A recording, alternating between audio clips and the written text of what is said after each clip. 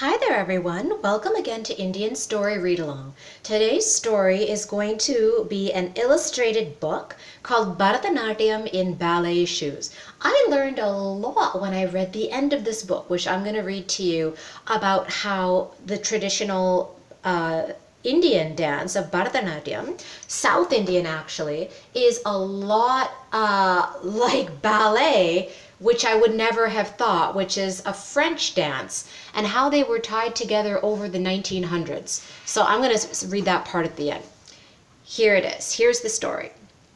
Paro was excited to learn a new dance, but on the first day of ballet class, she was worried. What if I'm terrible? You won't be, Paro's mother said. You come from a dancing family. But we don't dance ballet. It's not the same. Paro peeked inside. Dancers were twirling and swirling like little fairies. Her tippy toes started tingling. Her toes weren't nervous. Paro watched two dancers show off their moves. Marco said he learned ballet as a baby. He could already pirouette. My mother taught me. Dana said she never learned ballet. She could helicopter though. I learned by watching breakdancing videos. Paro's mother was a dancer too, and Paro hadn't learned ballet either. She showed Marco and Dana what she could do. She walked like a Bharatanatyam dancer. It's more like a strut. Marco and Dana were confused. What's the dance move? I think she was walking. Paro's face burned. She wanted to show she could dance, but they thought all she could do was walk. Dana tried to walk like Paro. I feel like a supermodel. Marco walked too. We're supermodel dancers. A supermodel with us, Paro. Paro's smile returned. This I like. It's like you never know which way it's going to go, whether these kids are going to be mean or whether they're going to be really cool about it. And Marco and Dana are really cool about it. Paro's smile returned. Dana and Marco wanted her to join. They danced in circles around the room. Anna Pavlova is my favorite dancer, Marco said. My mom likes to eat pavlova, Dana said. You can't eat pavlova. Dana giggled. It's my mom's favorite dessert. My favorite dancer is Rukmini Devi, Paro said. Who's that? Marco said. Can you eat it? Dana said. Paro blushed and shook her head. She wanted to show that she knew dancers too, but Dana and Marco had never heard of Bharatanatyam dancers. Madame taught them how to lift their arms. Dana mimicked Madame easily, and Marco was a pro. But when Paro tried, she moved like a Bharatanatyam dancer, drawn to the ground. What's wrong? Madame asked. Paro stared at the floor. How could she explain? She wanted to show Madame she could dance ballet, but Bharatanatyam kept getting in the way. Paro's friends tried to help. Marco gave her books to read. Dana sent her videos to watch. Just practice, they said. Paro knew what she had to do.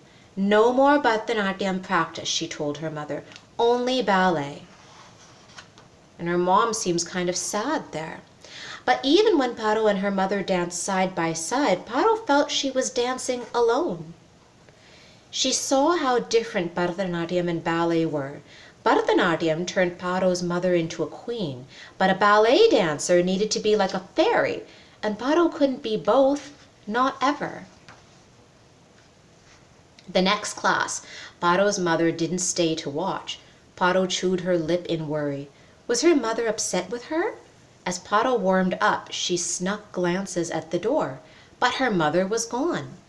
Madame clapped loudly. Dancers, gather around, she said. Paro glanced one last time at the door, and her mouth dropped. You can see her. Someone's behind there.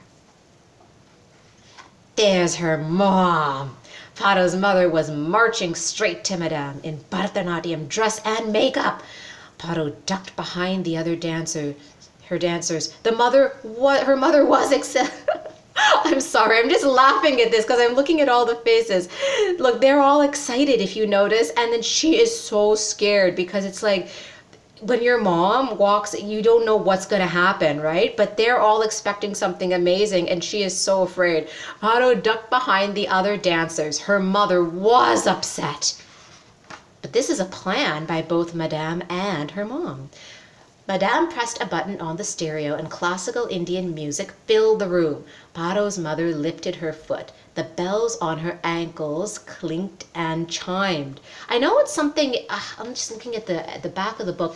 In North India, it's called gunguru. It's called gunguru. But in South India, we call it salange, the anklets full of bells. Her eyes, lined with kohl, flared. In Bharatanatyam, even the eyes danced. Paro's mother bent her knees. The pleats of her sari fanned open. Paro held her breath. She loved to watch her mother dance, but not today. Bharatanatyam didn't belong in ballet class. Then Paro's mother did something very strange. She gave her anklets to Madame. Madame pointed her feet. A familiar tinkling sound filled the room. Madame flared her eyes and slammed a foot just like Paro's mother. Paro was confused. Was Madame dancing Bharatanatyam? Then Paro's mother did something Paro had never seen before. She perked up her toes and pirouetted just like a ballet dancer. The dancers leapt to their feet. Marco was twisting his eyes, trying to make them dance. Dana was tapping her foot. A dancer at the front asked if she could touch her mother's dress. Another dancer tried to swirl her hands. They needed more teachers. Paro dashed forward to help. Do it slowly, she said to Marco. She squinted and flashed her eyes to show him. You have to use your heels, she told Dana. She taught her how to stomp and pound. Paro watched her friends. She couldn't believe it. With her help, her friends became Bharatanatyam dancers. She knew a lot about dance after all. Paro froze. Did this mean... Could she dance Bharatanatyam in a tutu? Paro picked her favorite ballet position and flared her eyes. She pointed her feet and slammed the floor with a foot. She bent her knees into a plie, and hey, this one was the same. Paro was right. She wasn't a ballet fairy, and she definitely wasn't a Bharatanatyam queen, which left only one thing. Paro Janaki Shankar was a fairy queen. So this is the part that I thought was really cool that I want to read to you. It looks like a lot, but it's a really cool story.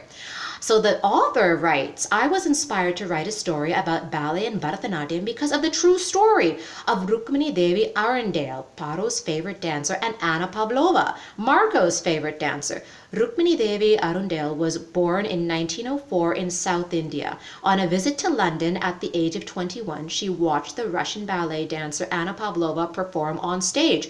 Rukmini Devi was in awe. She also wanted to be a dancer, but she had few options in her home country. At the time, India was under the rule of the British. The British didn't approve of Indian dances performed by temple dancers, including an earlier form of Bharatanatyam, of course. Of course they didn't. Temple dances had been practiced in India for centuries, but under British rule, the dance forms fell out of favor, even among Indians. And this is what we actually call cultural genocide. It's that when they don't eliminate a whole bunch of people, but they eliminate our culture, and they make it so that we also don't want to practice our own culture. We don't want to have our own food. We don't want to wear our own dress. And like this, we don't want to do our own art forms like Bharatanatyam. Hereditary dancers who had practiced and protected the dance forms across generations were not allowed and were sometimes punished for practicing temple dances. And this is what colonization does everywhere. They punish you for practicing your own culture. Rukmini Devi wasn't a hereditary dancer and decided to look outward. In 1928, Rukmini Devi found herself on the same cruise ship as Anna Pavlova and her dance company. Finally, she had a chance to learn ballet. She trained with Anna Pavlova's dance company and she returned to India inspired. She decided to study and restore the temple dance sadir as Bharatanatyam.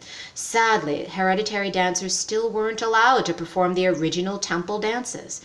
As she toured, Bharatanatyam gained the respect of audiences, and in 1938, she founded the popular Bharatanatyam dance school Kalakshetra.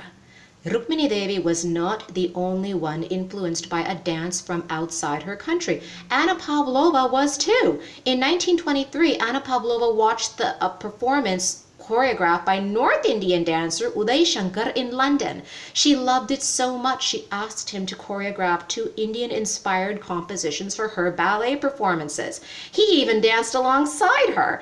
Through dance, Rukmini Devi Arundel and Anna Pavlova reached across borders and inspired each other, uplifting dance as an art form along the way. The dance culture we have today continues to be influenced by the examples set by Rukmini Devi Arundel and Anna Pavlova. Bharatanatyam dancer Menaka Thakkar, for example, began introducing Bharatanatyam to ballet students at the National Ballet School of Canada in the 1980s.